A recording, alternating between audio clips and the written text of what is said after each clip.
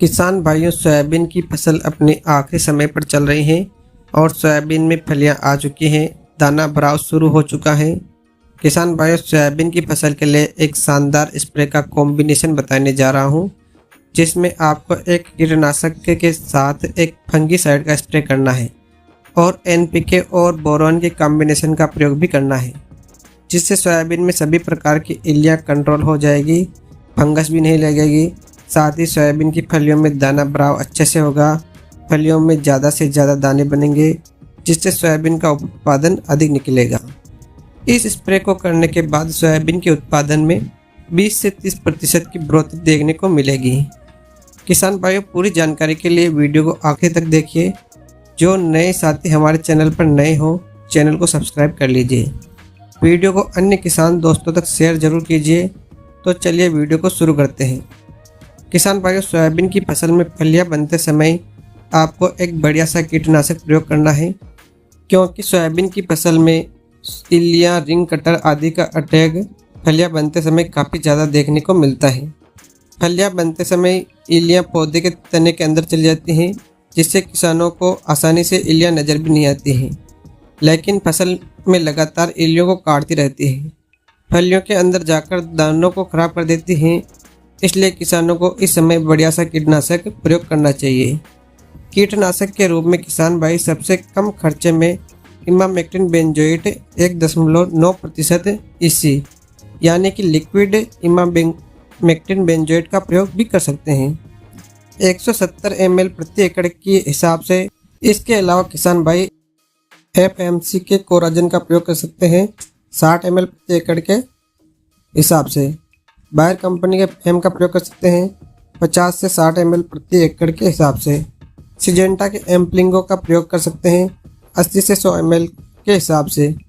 इसके अलावा किसान भाइयों, अगर आप कम खर्चे में सोयाबीन में इल्लियों का कंट्रोल करना चाहते हैं तो बायर कंपनी के सोलोमन का 100 ml प्रति एकड़ के हिसाब से प्रयोग कर सकते हैं, या सिजेंटा कंपनी की अलिका का 80 ml प्रति एकड़ के हिसाब से आप प्रयोग कर सकते हैं। इनमें से किसी भी कीटनाशक का प्रयोग आपने पहले कर लिया है तो दोबारा प्रयोग ना करें, आप अलग अलग कॉम्बिनेशन का प्रयोग कर सकते हैं। अब बात करें फंगीसाइड के बारे में, तो किसान भाइयों, फलियां बनते समय पौधों में फंगस का अटैक दिखाई देता है, जिससे दाना भराव अच्छे से नहीं होता है, दाने की साइज छोटी रह जाती हैं, फलियां खाली रह जाती हैं, जिससे उत्पादन काफ़ी गिरावट आती है। किसान भाइयों, बढ़िया से फंगीसाइड का प्रयोग कर सकते हैं, जिसके रूप में BASF के प्रैक्सर फंगीसाइड का प्रयोग कर सकते हैं। इसमें 2 टेक्निकल पाए जाते हैं और सोयाबीन की फसल में सभी प्रकार की फंगस को आप आसानी से कंट्रोल कर सकते हैं। BASF के प्रैक्सर फंगीसाइड के रिजल्ट सोयाबीन में काफ़ी अच्छे देखने को मिलते हैं, 120 ml प्रति एकड़ के हिसाब से आप प्रयोग कर सकते हैं। वहीं NPK खादों के बारे में बात करें तो किसान भाइयों, फलियां बनते समय पौधों में पोटास की सबसे ज़्यादा आवश्यकता होती है, इसलिए किसान भाई NPK 0050 का प्रयोग करें, जिसमें पोटास मिल जाता है 50%। साथ ही इसमें कुछ सल्फर की मात्रा भी पाई जाती है, जिससे सोयाबीन के दानों में तेल की मात्रा बढ़ती है, दाना मोटा वजनदार बनता है।